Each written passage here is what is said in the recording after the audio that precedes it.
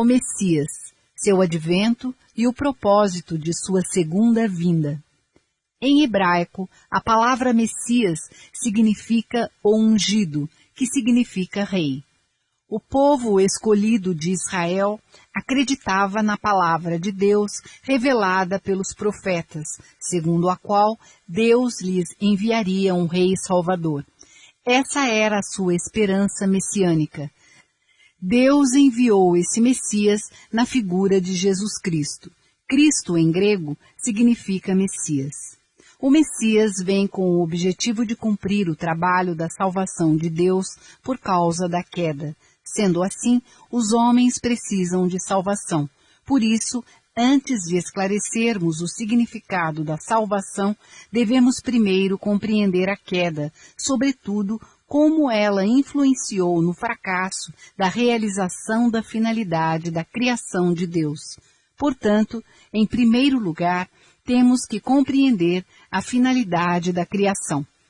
A finalidade da criação de Deus deveria ter sido cumprida com o estabelecimento do reino do céu na terra. Todavia, devido à queda do homem, foi estabelecido o inferno na terra em vez do reino de Deus. Desde a queda, Deus tem procurado restaurar seu reino por meio da providência da restauração, sendo este seu principal objetivo na história humana, o qual consiste no estabelecimento do reino do céu na terra. Seção 1. Salvação através da cruz. A finalidade da vinda de Jesus como o Messias. Jesus veio como Messias para estabelecer a salvação completa da humanidade. Para tanto, ele deveria cumprir o objetivo da providência da restauração, a qual consiste em restaurar o reino do céu na terra. Podemos deduzir isto por meio dos próprios ensinamentos de Jesus aos seus discípulos. Sede vós, pois, perfeitos, como é perfeito o vosso Pai que está nos céus. De acordo com o princípio da criação, a pessoa que realiza a finalidade da criação não comete pecado, pois está em completa harmonia com Deus, possui uma natureza divina e, de acordo com a finalidade da criação, tal pessoa é perfeita, como o Pai Celestial é perfeito. Jesus ensinou isto aos seus discípulos na esperança de que eles pudessem ser restaurados como pessoas que tivessem realizado a finalidade da criação e se tornassem cidadãos do reino do céu. Além disso, Jesus ensinou a oração ao povo a fim de restaurar a humanidade decaída como cidadãos do reino de Deus e construir o reino dos céus na terra. Ele também exortou as pessoas. Desde então, começou Jesus a pregar e a dizer: arrependei-vos, porque é chegado o reino do céu. Da mesma forma, João Batista, que veio para preparar o caminho do Messias, também anunciou a iminência do reino do céu na terra. Então, como serão as pessoas, depois de restauradas, de terem realizado a finalidade da criação e de terem se aperfeiçoado, assim como é perfeito o Pai Celestial? Essas pessoas estarão totalmente em sintonia com Deus e sentirão o seu íntimo e infinito coração. Elas possuirão uma natureza divina e viverão suas vidas inseparáveis de Deus. Além disso, elas estarão livres do pecado original e por isso não precisarão de redenção e nem de um Salvador. Elas não precisarão viver uma intensa vida de oração ou de intensa prática de fé, requisitos estes necessários para as pessoas decaídas que buscam a Deus. Além disso, como elas não possuem o pecado original, seus filhos nascerão naturalmente bons e sem pecado, e não precisarão de um Salvador para redimi-los de seus pecados. A salvação se completou através da cruz? Será que com a crucificação de Jesus fomos redimidos de nossos pecados e a finalidade da providência da salvação foi cumprida? Se assim fosse, os crentes fiéis em Jesus teriam restaurado sua natureza original e já teriam construído o reino do céu na terra. No entanto, diante de toda a história do cristianismo, não houve ninguém, por mais devoto que fosse, que tivesse vivido em unidade inseparável com Deus. Porém, ninguém nunca sentiu um coração de tamanha intensidade, nem conquistou uma natureza divina. Jamais houve um crente que não tivesse a necessidade de se redimir e nem de levar uma vida de intensa devoção. Nem mesmo o apóstolo Paulo, um grande homem de Deus, pôde escapar de levar uma vida de fé, oração e lágrimas.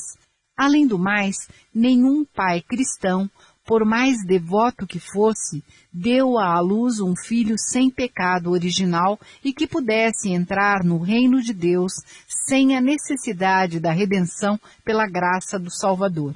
Até hoje, os pais cristãos continuam transmitindo o pecado original aos seus filhos.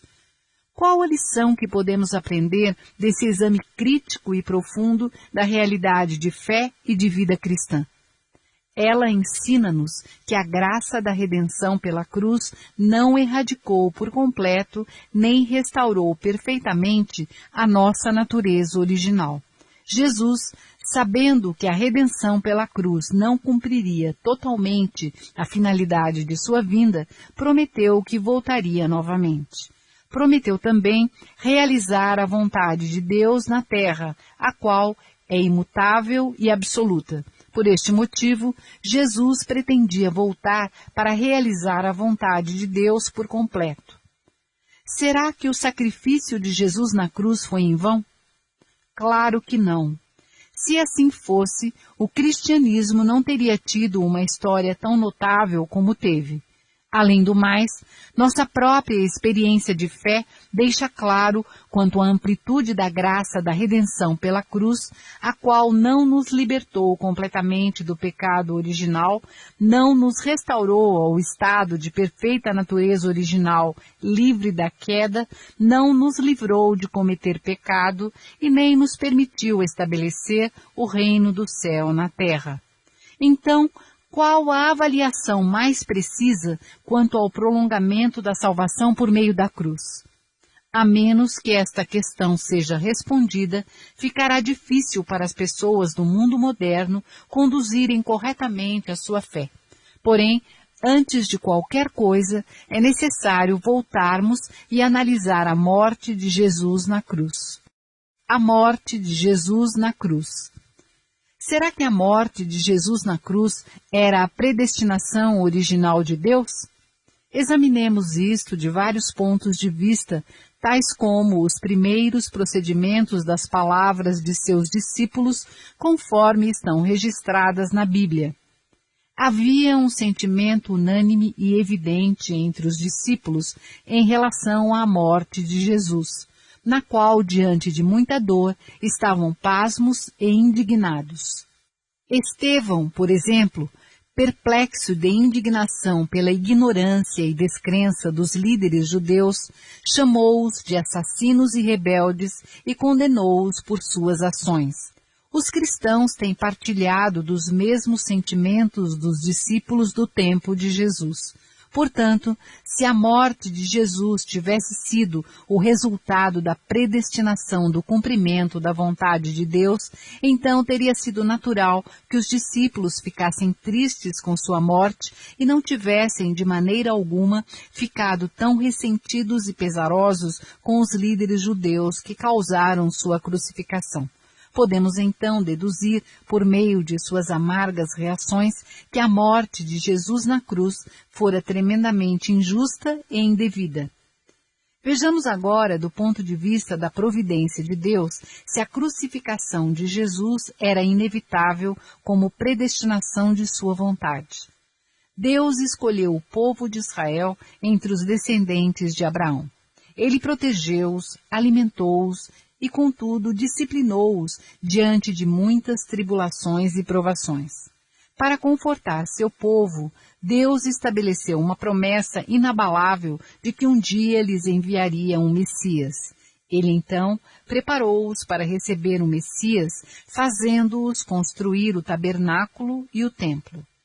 Contudo, Quando Jesus nasceu, Deus proclamou o seu advento enviando os 3 reis magos do Oriente, Simeão, Ana, João Batista e outros, para testemunharem a chegada do Messias. Relativamente a João Batista, muitas pessoas sabiam que um anjo tinha aparecido e falado de sua concepção.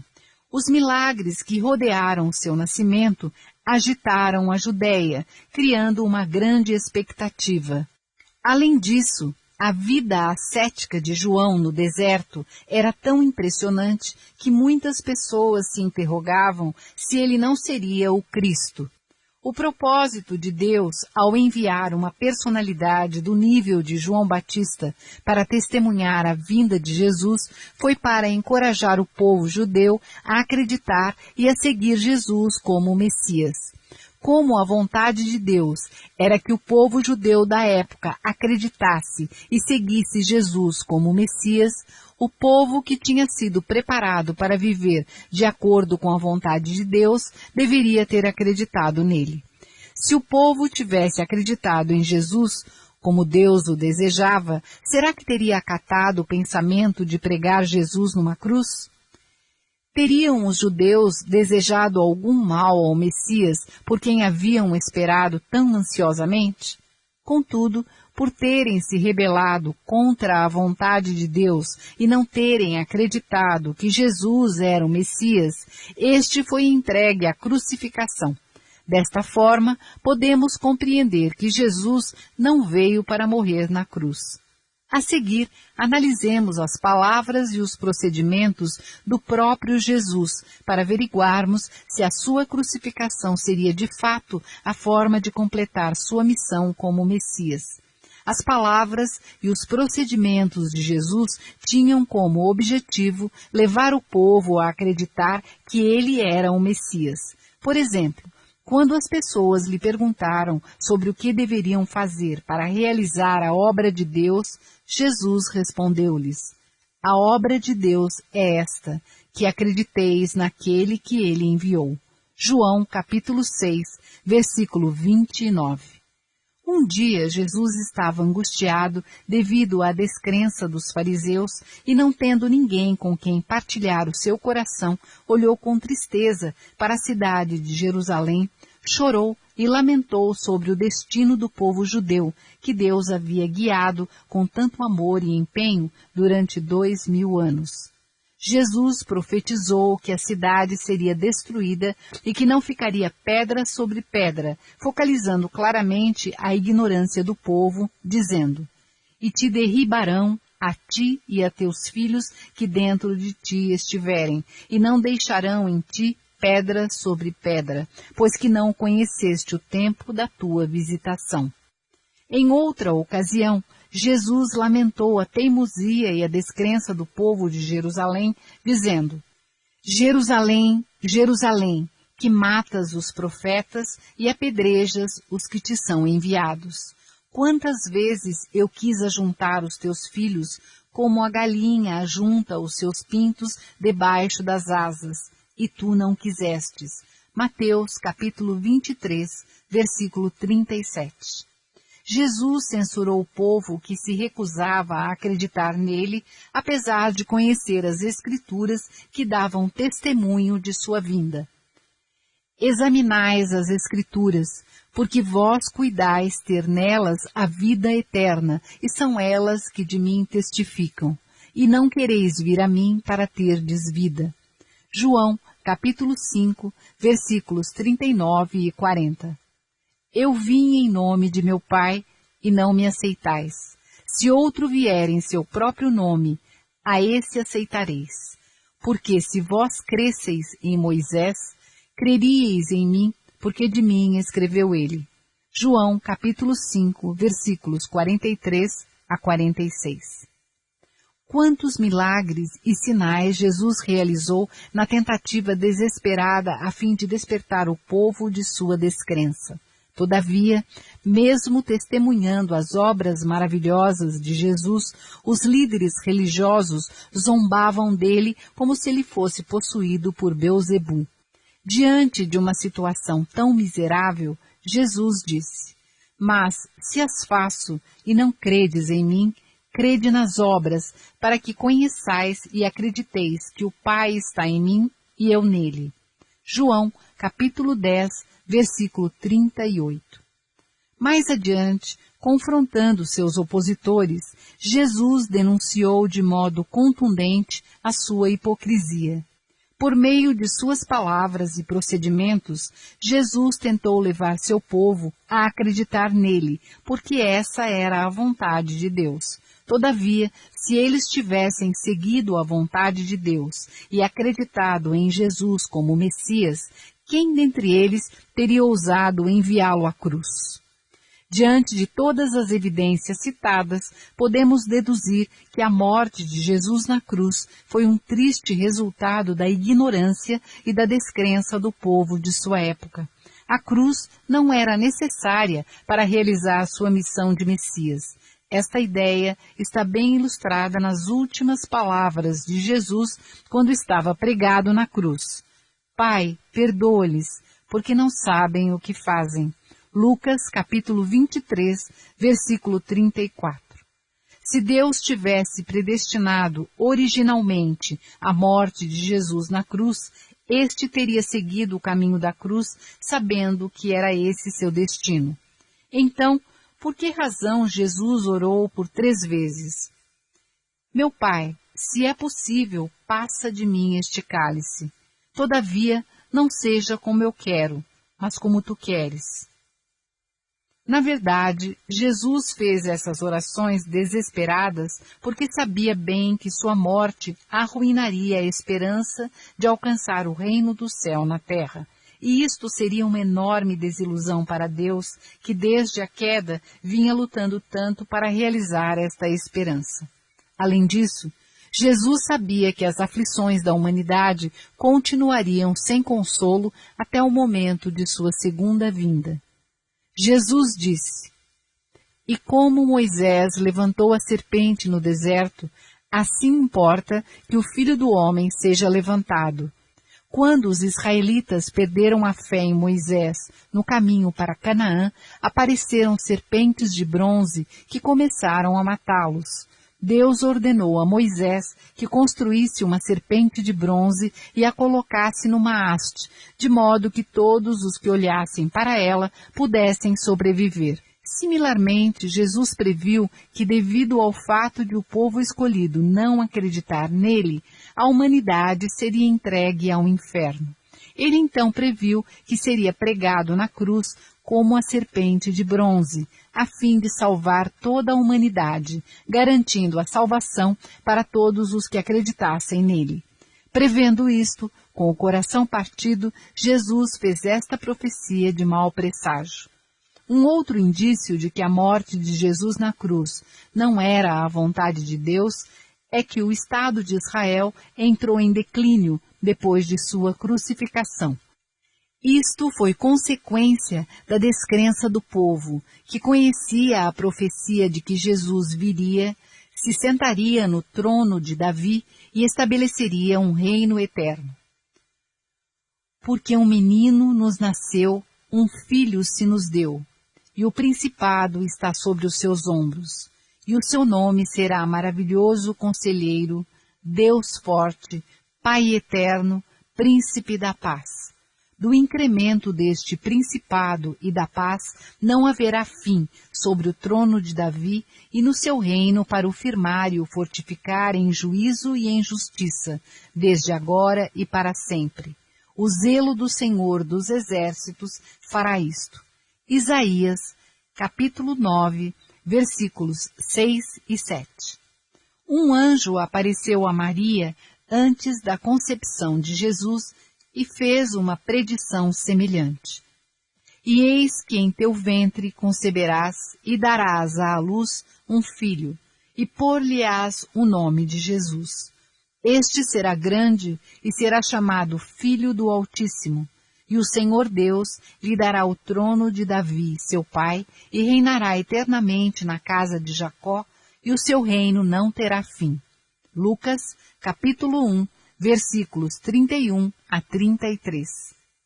A intenção óbvia de Deus para o seu povo escolhido de Israel, que tinha sido guiado através de tantas tribulações desde o tempo de Abraão, era enviar-lhes o Messias e construir um reino eterno na terra. No entanto, quando os líderes judeus perseguiram Jesus, levando-o à cruz, Israel perdeu sua qualificação e seu prestígio como nação escolhida para o estabelecimento do reino de Deus. Em poucas gerações, o povo de Israel espalhou-se por toda a terra e desde então tem sofrido opressões e perseguições. Diante desse fato histórico, podemos entender claramente o porquê desta trágica consequência devido ao erro que seus antepassados cometeram ao condenar o Messias à morte, a quem deviam ter honrado e protegido, mas ao contrário, impediram-no de realizar a providência da restauração. Por conseguinte, não só os judeus, mas também muitos cristãos fiéis tiveram que suportar o caminho da cruz pela qual, através do pecado coletivo, mataram Jesus. Os limites da salvação por meio da redenção pela cruz e a finalidade da segunda vinda do Messias. O que teria acontecido se Jesus não tivesse sido crucificado? Jesus teria realizado ambos os aspectos da salvação, espiritual e física. Ele certamente teria estabelecido o eterno e indestrutível reino do céu na terra. Afinal, era isto que tinha sido predito pelo profeta Isaías, anunciado pelo anjo a Maria e manifestado pelo próprio Jesus ao anunciar que o reino do céu estava próximo. Quando Deus criou o homem, e formou o Senhor Deus o homem do pó da terra e soprou em seus narizes o fôlego da vida, e o homem foi feito alma vivente. Assim foram criados os seres humanos, em espírito e carne. Como a queda do homem ocorreu em nível espiritual e físico, Jesus veio para realizar a salvação completa. Portanto, era de sua responsabilidade realizar a providência da salvação em nível espiritual e físico. Contudo, acreditar em Jesus significa tornar-se um com Ele. Neste contexto, Jesus comparou-se a uma videira e os seus discípulos aos seus ramos. Ele também disse: "Naquele dia conhecereis que estou em meu Pai, e vós em mim, e eu em vós." Para salvar as pessoas decaídas, física e espiritualmente, era necessário que Jesus viesse na forma de um homem físico. Se o povo tivesse acreditado em Jesus e se unido a ele em carne e espírito, teriam recebido ambas as salvações, espiritual e física. Contudo, o povo não acreditou em Jesus. Em vez disso, condenou-o à cruz. E o corpo de Jesus foi atacado por Satanás. Portanto, mesmo que os cristãos fiéis sejam um com ele, os seus corpos físicos continuam sob o domínio de Satanás, porque o corpo de Jesus foi destruído por ele. Consequentemente, compreendemos que, por mais devoto que venha a ser um crente, ele não pode alcançar a salvação física através da redenção pela cruz de Jesus. O seu pecado original, transmitido pela linhagem de Adão, não é eliminado pela sua raiz. Até mesmo um cristão, por mais devoto que seja, permanece com o pecado original e dá à luz filhos que também possuem o pecado original. Por meio de nossa fé pessoal, podemos sentir a necessidade de mortificar e negar a nossa carne, no sentido de impedir a invasão de Satanás, que tenta escravizar-nos continuamente através dos nossos corpos. Fomos orientados a orar constantemente a fim de remover as condições através das quais Satanás nos ataca. Estas condições são originadas do pecado original que, apesar da salvação através da redenção pela cruz, ainda não foi erradicado. Jesus não pôde cumprir o objetivo da salvação completa, espiritual e física, pois o seu corpo foi tomado por Satanás. Todavia, Jesus lançou o fundamento para a salvação espiritual ao assegurar o fundamento vitorioso para a sua ressurreição através da redenção por meio de seu sangue derramado na cruz. Consequentemente, todos os crentes, desde a sua ressurreição, têm recebido a graça da salvação espiritual, porém não a salvação física. A salvação através da redenção pela cruz foi apenas espiritual. O pecado original permanece ativo na carne, até mesmo nos cristãos mais devotos que o transmitem por meio da linhagem aos seus descendentes. Quanto mais fervorosa for a fé de um crente, mais intensa será a sua luta contra o pecado que permanece dentro de si. Até o apóstolo Paulo, o mais devoto de todos os apóstolos, lamentou sua incapacidade de impedir a invasão de sua carne pelo pecado. Porque, segundo o homem interior, tenho prazer na lei de Deus, mas vejo nos meus membros outra lei que batalha contra a lei do meu entendimento e me prende debaixo da lei do pecado que está nos meus membros. Miserável homem que eu sou! Quem me livrará do corpo desta morte? Dou graças a Deus por Jesus Cristo nosso Senhor. Assim que eu mesmo, com o entendimento, sirvo à lei de Deus, mas com a carne, sirvo à lei do pecado. Romanos, capítulo 7, versículos 22 a 25. Estas palavras contrastam bem a felicidade que Paulo sentiu após ter recebido a salvação espiritual com a sua angústia por não ter alcançado a salvação física. João também confessou: se dissermos que não temos pecado, enganamo-nos a nós mesmos e não há verdade em nós. Se dissermos que não pecamos, fazemo-lo mentiroso e a sua palavra não está em nós. 1 de João, capítulo 1, versículos 8 e 10. Nós, que recebemos a salvação com base na crucificação de Jesus, não podemos libertar-nos das cadeias do pecado por causa do pecado original, que ainda está bem vivo no íntimo de nosso ser.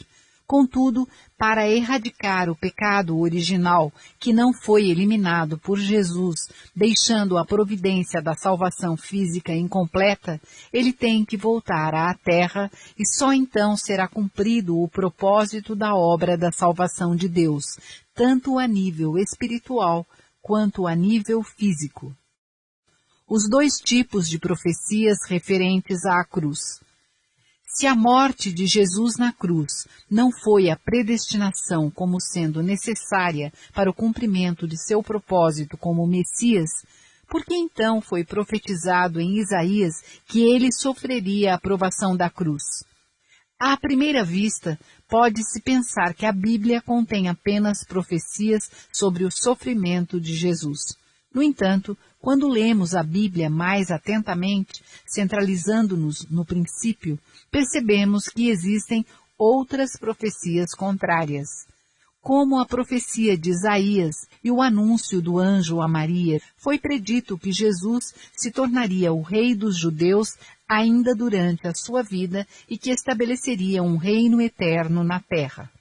Vejamos por que motivo, então, Deus concedeu estes dois tipos de profecias opostas em relação a Jesus. Deus criou os seres humanos para que atingissem a perfeição apenas pelo cumprimento de sua própria porção de responsabilidade. Na realidade, os primeiros antepassados humanos não cumpriram suas devidas responsabilidades e caíram. Por isso, os seres humanos têm um potencial para cumprir suas responsabilidades de acordo com a vontade de Deus ou falhar contrariando a vontade dele. Vejamos alguns exemplos da Bíblia. A porção de responsabilidade de Adão era não comer do fruto da árvore do conhecimento do bem e do mal.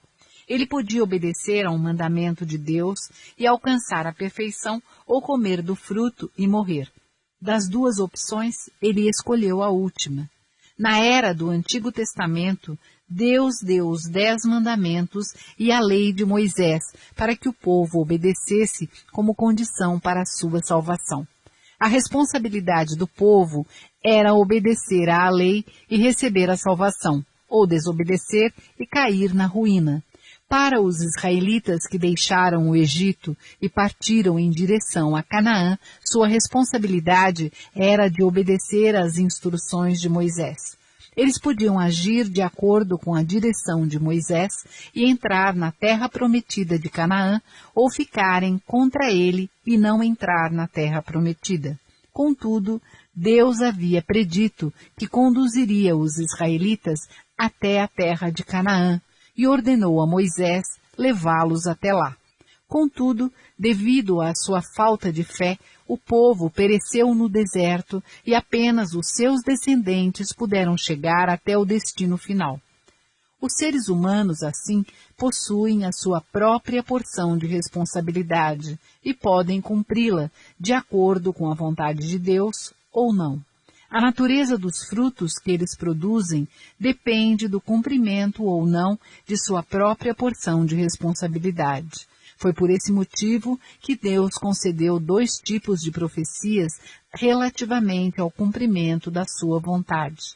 Enviar o Messias era a porção de responsabilidade de Deus. No entanto, acreditar ou não no Messias era a porção de responsabilidade do homem. O povo judeu tanto poderia acreditar no Messias, como Deus desejava, ou não acreditar nele, contrariando seu desejo. Para fazer frente à contingência de responsabilidade humana, Deus concedeu 2 tipos de profecias relativamente ao cumprimento de sua vontade através de Jesus. Um tipo previa a morte de Jesus devido à descrença do povo. O outro previa que o povo acreditaria e honraria a ele como sendo Messias e o ajudaria na realização da vontade de Deus e em sua glória. Quando Jesus morreu na cruz, devido à descrença de seu povo, cumpriu-se apenas a primeira profecia. As demais serão cumpridas na época da segunda vinda de Cristo. As passagens dos evangelhos nas quais Jesus fala de sua morte como se ela fosse necessária. Existem várias passagens na Bíblia nas quais Jesus fala de seu sofrimento na cruz como se este fosse necessário para a salvação. Por exemplo, quando Pedro ouviu a predição de Jesus com relação à sua crucificação iminente e tentou dissuadi-lo, Jesus repreendeu-o dizendo: "Para atrás de mim, Satanás, que me serves de escândalo." Então, por que motivo Jesus censurou Pedro de forma tão rude? Na verdade, quando Jesus proferiu essas palavras, a descrença do povo escolhido já tinha frustrado seus esforços para completar a providência da salvação física e espiritual.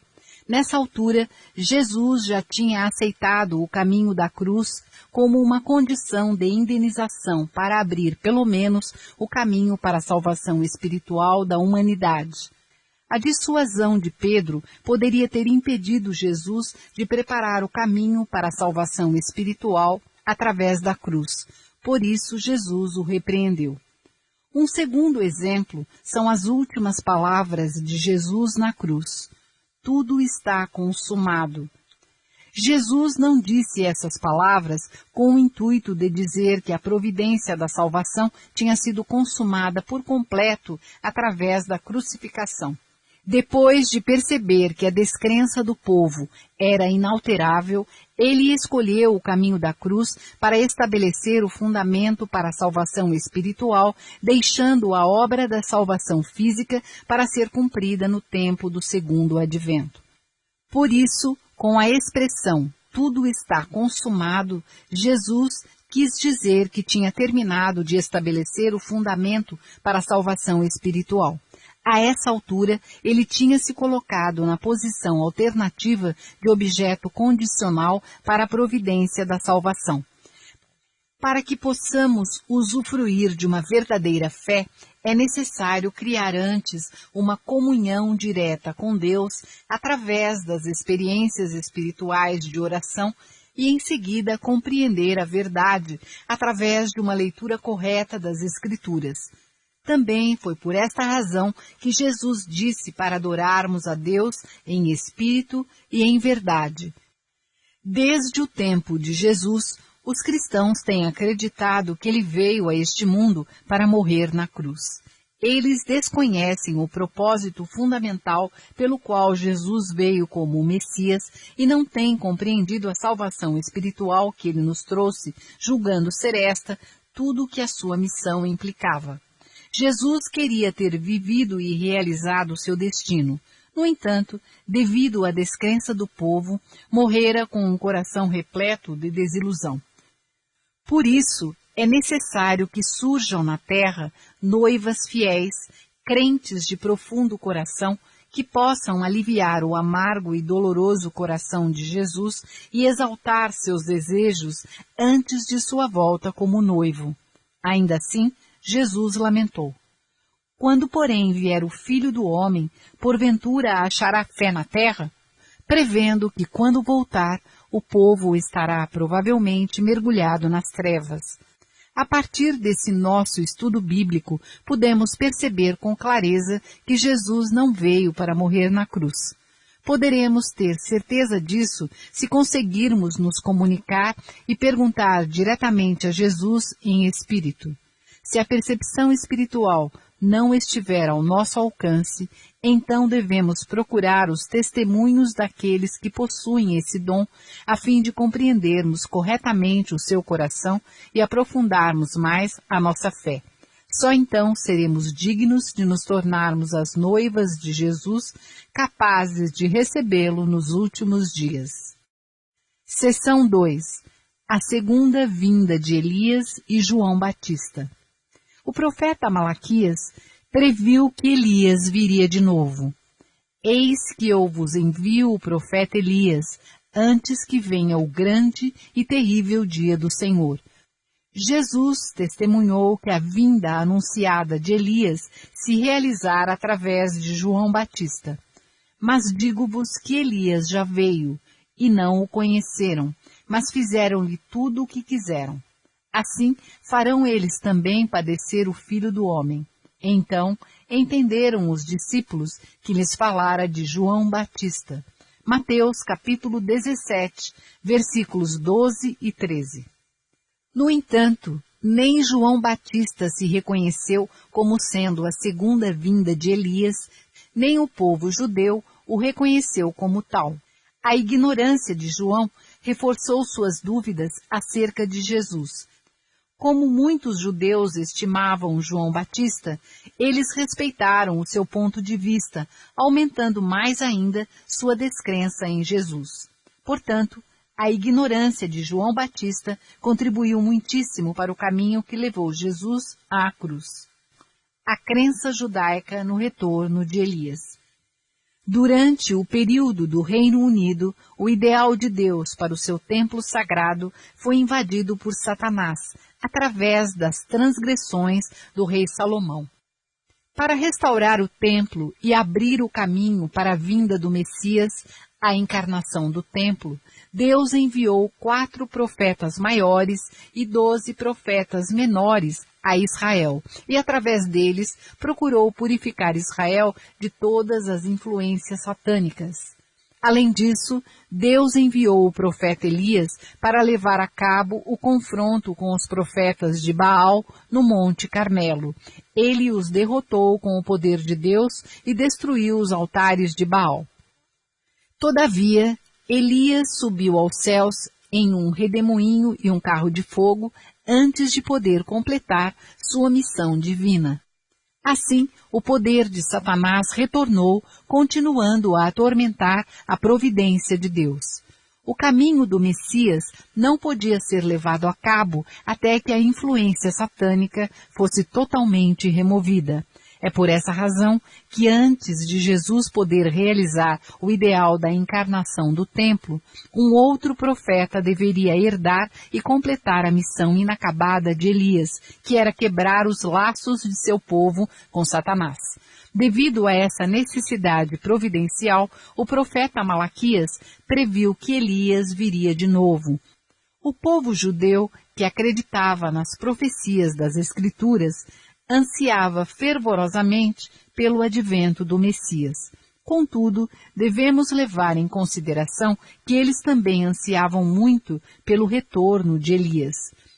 Isto porque Deus tinha claramente prometido, através do profeta Malaquias, que enviaria o profeta Elias antes do advento do Messias para preparar o caminho do Senhor. Elias subiu ao céu por volta do ano 850 antes do nascimento de Jesus, passando a habitar desde então no mundo espiritual. Muitas pessoas conhecem a história bíblica da transfiguração, quando Elias e Moisés apareceram espiritualmente diante dos discípulos de Jesus. Muitos judeus acreditavam que em seu retorno Elias desceria do céu da mesma forma como havia subido. Tal como muitos cristãos acreditam no retorno de Jesus nas nuvens, também os judeus do tempo de Jesus olhavam para o céu, esperando ansiosamente a vinda de Elias. No entanto, antes que quaisquer notícias fossem proferidas sobre a profecia de Malaquias com relação ao cumprimento do retorno de Elias, Jesus apareceu dizendo ser o Messias. Não é, pois, de se admirar que o aparecimento e a proclamação de Jesus tenham provocado tanta agitação e confusão em Jerusalém. Para onde quer que os discípulos de Jesus se dirigissem, eram confrontados com a questão a respeito de Elias, cuja vinda era esperada em primeiro lugar. Na ansiedade de uma resposta adequada, os discípulos voltaram-se para Jesus, perguntando-lhe: por que dizem então os escribas que é mister que Elias venha primeiro? Jesus replicou que João Batista, de fato, era o Elias que o povo estava esperando. Uma vez que os discípulos já acreditavam que Jesus era o Messias, eles aceitaram de boa vontade o seu testemunho de que João Batista era Elias. Todavia, como os outros que não conheciam Jesus poderiam aceitar esta afirmação controversa? O próprio Jesus não esperava que eles a aceitassem prontamente. Por isso diz: e se quereis dar crédito, é este o Elias que havia de vir. O que tornou ainda mais difícil para o povo judeu acreditar na proclamação de Jesus foi a negação prévia de João Batista quando insistira que não era Elias. E perguntaram-lhe: então quem és tu? És tu Elias? Ele disse: não sou. És tu o profeta? E ele respondeu: não. A direção escolhida pelo povo judeu. Jesus deixou claro que João Batista era o verdadeiro Elias pelo qual o povo esperava tão ansiosamente, ao passo que o próprio João Batista negou terminantemente esta afirmação. Em quais palavras acreditaria o povo judeu? Esta questão, obviamente, dependia de qual dos dois, Jesus ou João, parecia mais aceitável e respeitoso aos olhos do povo daquele tempo. Vejamos então a forma de como Jesus parecia aos olhos do povo judeu. Jesus era um homem jovem e sem nenhuma educação formal, criado numa pobre e humilde casa de um carpinteiro, homem jovem e desconhecido surgido de forma repentina, proclamando ser o Senhor do sábado e aparentemente não respeitava o sábado que era guardado pelos devotos judeus com muitíssima reverência. Jesus ganhou, assim, a reputação de alguém que queria abolir a lei, a qual, para os judeus, era a base da salvação. Por isso, os líderes da comunidade judaica perseguiram Jesus, obrigando-o a escolher seus discípulos entre pescadores, cobradores de impostos, prostitutas e pecadores, com quem comia e bebia junto. No entanto, ainda mais grave do ponto de vista dos líderes judeus foi a afirmação de Jesus de que os cobradores de impostos e as prostitutas entrariam no reino do céu antes deles. Em certa ocasião, uma prostituta dirigiu-se a Jesus, chorando e suplicando que a deixasse lavar os seus pés com suas lágrimas, enxugá-los com seus cabelos, beijá-los e untá-los com óleos preciosos. Aceitar tais procedimentos de uma prostituta seria impróprio, mesmo na sociedade moderna, e certamente que seria escandaloso na sociedade judaica, com seu código ético austero, segundo o qual uma mulher adúltera seria apedrejada até a morte. Não obstante, Jesus não só atendeu ao seu generoso pedido, como ainda elogiou-a e criticou os seus discípulos por censurá-la. Portanto, Jesus também pareceu colocar-se numa posição igual à de Deus, afirmando que ninguém entraria no reino de Deus senão através dele. Ele ainda insistiu que as pessoas deveriam amá-lo mais do que amavam os seus próprios pais, irmãos, irmãs, esposos e filhos. Assim, para muitos, as palavras e as obras de Jesus pareciam blasfêmias. Por este motivo, não foi de se surpreender a censura e a zombaria que os líderes judeus fizeram dele, chegando até a acusá-lo de estar possuído por Beelzebu, o príncipe dos demônios. Diante do exposto, podemos concluir que Jesus estava longe de ser aceito aos olhos do povo judeu de sua época. E João Batista, como parecia aos olhos do povo judeu de sua época? João Batista nasceu de uma família proeminente. Ele era o filho de Zacarias, um sacerdote. Os milagres e sinais que rodearam a concepção e o nascimento de João surpreenderam todos no interior da Judéia. Um dia, quando Zacarias estava queimando incenso no templo, um anjo apareceu diante dele, anunciando que em breve a sua velha e estéril esposa conceberia um filho. Como ele não acreditou nas palavras do anjo, Zacarias perdeu a voz e só a recuperou depois do nascimento de seu filho João. Além do mais, João levou uma vida de fé exemplar e de disciplina no deserto, sobrevivendo à custa de gafanhotos e mel selvagem. Por todas estas razões, muitos judeus interrogavam-no se ele não seria o próprio Cristo. Houve uma delegação de sacerdotes e levitas que foram até ele para questioná-lo diretamente sobre este assunto. É por isso que o povo judeu respeitava tanto a João. Diante de todas estas circunstâncias, quando o povo judeu da época de Jesus comparou-o com João Batista, qual deles lhe pareceu mais aceitável? Sem dúvida, as palavras de João tinham maior credibilidade. Por conseguinte, eles acreditaram naturalmente mais em João Batista quando este negou ser Elias do que no testemunho de Jesus que apontava João como sendo Elias. Como o povo acreditava mais em João, as palavras de Jesus foram consideradas uma invenção forjada para apoiar sua duvidosa pretensão de ser o Messias. Consequentemente, Jesus foi condenado como um impostor.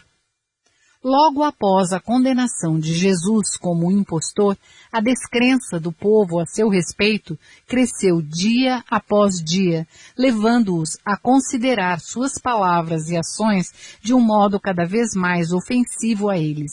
Assim, porque acreditavam mais nas palavras de João do que nas de Jesus, só podiam admitir que Elias ainda não tinha vindo. Por isso, não podiam sequer imaginar que o Messias já estivesse entre eles. Enquanto o povo judeu mantivesse a fé na profecia de Malaquias, tinha que rejeitar Jesus, que proclamava ser o Messias, pois, de seu ponto de vista, Elias ainda não tinha vindo. Por outro lado, acreditar em Jesus significava ter de abandonar a profecia bíblica, segundo a qual o Messias só viria depois do retorno de Elias. Como judeus fiéis, eles jamais poderiam negar as profecias das Escrituras, e não lhes restava outra alternativa senão negar e não acreditar em Jesus. A descrença de João Batista. No tempo de Jesus, João Batista era respeitado por muitos judeus e líderes. Alguns até pensavam que ele era o Messias. Se João Batista tivesse anunciado que era Elias, como Jesus havia afirmado, aqueles que esperavam ansiosamente pelo Messias teriam acreditado de imediato no testemunho de João e teriam se unido a Jesus. Entretanto, a ignorância de João em negar e insistir que não era Elias, automaticamente negou a providência de Jesus, sendo esta a principal razão pela qual o povo judeu não ficou do lado de Jesus. João Batista deu testemunho de Jesus no Rio Jordão. Eu, em verdade, vos batizo com água para o arrependimento, mas aquele que vem após mim é mais poderoso do que eu, cujas alparcas não sou digno de levar. Ele vos batizará com o Espírito Santo e com fogo. Mateus capítulo 3, versículo 11.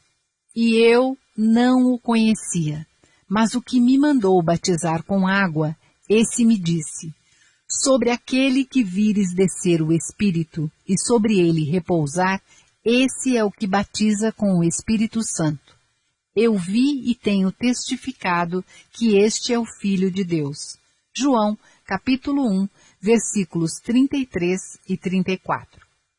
Deus revelou diretamente a João que Jesus era o Messias e João deu testemunho dessa revelação, dizendo: Eu sou a voz do que clama no deserto. Endireitai o caminho do Senhor. E afirmou ser aquele que tinha sido enviado antes do Cristo. Por conseguinte, João deveria ter compreendido por si mesmo que ele era o Elias que todos esperavam.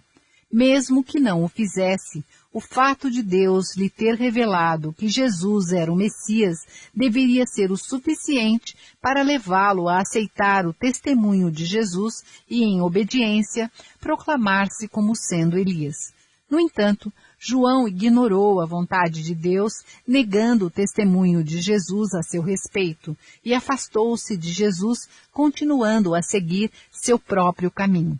Com isso, podemos claramente imaginar o quão triste Jesus deve ter ficado com tais atitudes, e o quão triste também Deus deve ter ficado ao olhar para a difícil situação de seu filho. Na verdade, a missão de João Batista como testemunha terminou quando ele batizou e testemunhou sobre Jesus. Qual seria a sua missão a partir daquele momento? No tempo do nascimento de João, seu pai Zacarias, cheio do Espírito Santo, profetizou: O adorássemos sem temor, em santidade e justiça na sua presença, em todos os nossos dias, referindo-se à missão de seu filho de servir ao Messias. De acordo com estas palavras, depois de ter dado testemunho de Jesus, João Batista, mais do que ninguém, deveria ter servido a Jesus com ardente devoção, como um discípulo, durante o resto de sua vida. Todavia, João abandonou Jesus e seguiu um caminho próprio, batizando as pessoas independentemente. Não é de admirar que o povo judeu tenha ficado confuso até chegar ao ponto de pensar que João fosse o Messias. Os seus líderes também ficaram confusos. Houve até uma ocasião em que um judeu que seguia Jesus se envolveu numa discussão com os discípulos de João Batista sobre qual dos seus mestres realizava mais batismos. Podemos ainda entender pela declaração de João: é necessário que ele cresça e eu diminua, que em seu coração João não estava partilhando o mesmo destino que Jesus. Se João Batista e Jesus estivessem caminhando juntos, partilhando o mesmo destino, como podia João ser diminuído em relação a Jesus?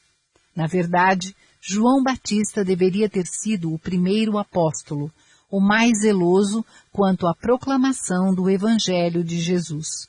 Contudo, devido à sua cegueira, ele não cumpriu sua missão. A sua preciosa vida, que deveria ter sido oferecida em favor da causa de Jesus, foi eventualmente perdida por uma questão insignificante. Enquanto a mente de João Batista esteve focada em Deus, ele reconheceu Jesus como sendo o Messias e deu testemunho dele. Mais tarde, porém, quando a inspiração o abandonou, ele retornou ao estado mundano que fez com que sua ignorância voltasse, exacerbando sua descrença. Incapaz de reconhecer que ele próprio era o Elias retornado, João começou a olhar para Jesus com a mesma descrença que os outros judeus o olhavam, principalmente depois de ter sido preso. Cada palavra e ação de Jesus pareciam-lhe estranhas e deixavam-no perplexo. Certa vez, na tentativa de acabar com as suas dúvidas, João enviou os seus discípulos até Jesus e estes lhe perguntaram: És tu aquele que havia de vir ou esperamos outro? Quando Jesus foi confrontado com a pergunta de João, respondeu-lhe indignado, em tom de forte admoestação: Ide e anunciai a João as coisas que ouvis e vedes. Os cegos veem e os coxos andam. Os leprosos são limpos e os surdos ouvem. Os mortos são ressuscitados e aos pobres é anunciado o Evangelho. E bem-aventurado aquele que se não escandalizar em mim. Mateus, capítulo 11, versículos 4 a 6. João Batista tinha sido escolhido para a missão de servir Jesus desde o ventre materno. Ele levou uma vida difícil e ascética no deserto, construindo seu ministério de forma a preparar o caminho para a vinda do Messias. Quando Jesus começou sua jornada, Deus revelou a identidade de Jesus a João Batista e inspirou-o a dar testemunho dele como Filho de Deus. João, porém, não recebeu convenientemente a graça de que fora investido pelo céu. Por conseguinte, quando Jesus foi confrontado com a questão duvidosa de João, não respondeu claramente que era o Messias, mas de forma indireta, pois certamente João Batista tinha conhecimento dos milagres e sinais de Jesus. Apesar disso, Jesus deu uma resposta bastante sutil, recordando a João as obras que ele tinha executado na esperança de despertá-lo para sua verdadeira identidade. Devemos compreender que quando Jesus disse "A boa nova é anunciada aos pobres", ele estava expressando sua profunda tristeza devido à falta de fé de João Batista e dos líderes judeus. Os judeus preparados, e João Batista em particular, eram os ricos que tinham sido abençoados com o amor de Deus. Todavia, porque todos rejeitaram Jesus, este teve que vagar pelos montes da Galileia e pela Samaria à procura daqueles que entre os pobres escutassem o Evangelho. Estes pobres eram pescadores ignorantes, cobradores de impostos e prostitutas. Os discípulos que Jesus preferia ter encontrado originalmente não seriam aqueles. Uma vez que Jesus veio para estabelecer o reino do céu na terra, ele precisava mais de um líder que pudesse guiar 1 milhão de pessoas do que 1 milhão de pessoas que seguissem um líder. Não foi o evangelho pregado para os sacerdotes e os escribas primeiramente no templo? Como podemos notar, Jesus foi até lá à procura de pessoas preparadas e qualificadas. Não obstante, tal como Jesus referiu numa parábola, uma vez que os convidados ao banquete não vieram, ele teve que percorrer ruas e bairros, reunindo pobres e aleijados, cegos e coxos.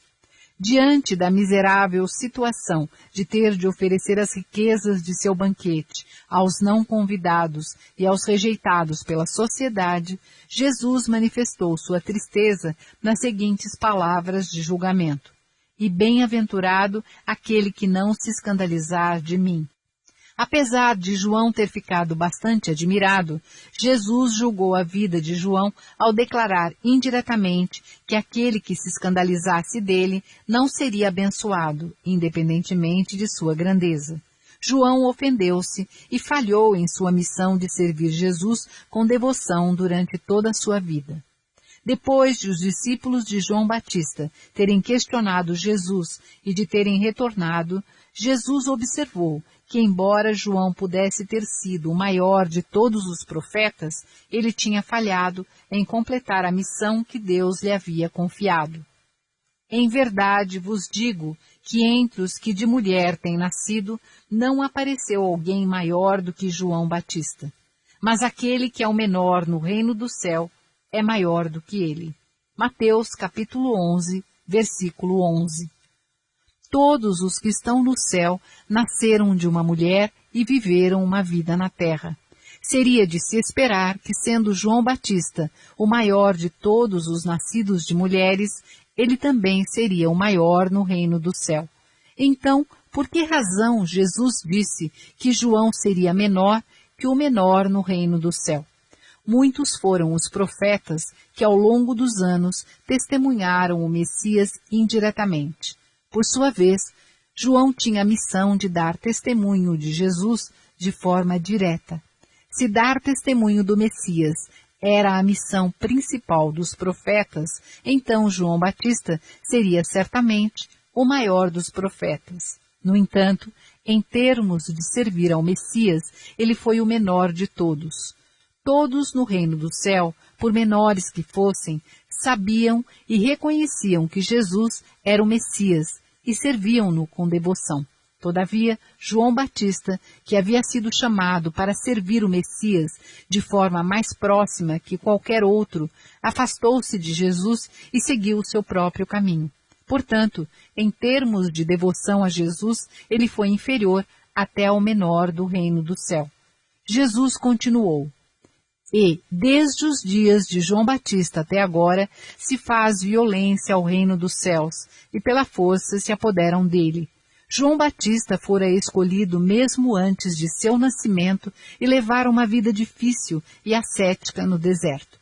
Se João tivesse servido a Jesus com um coração sincero, a posição de primeiro discípulo seria certamente reservada para ele.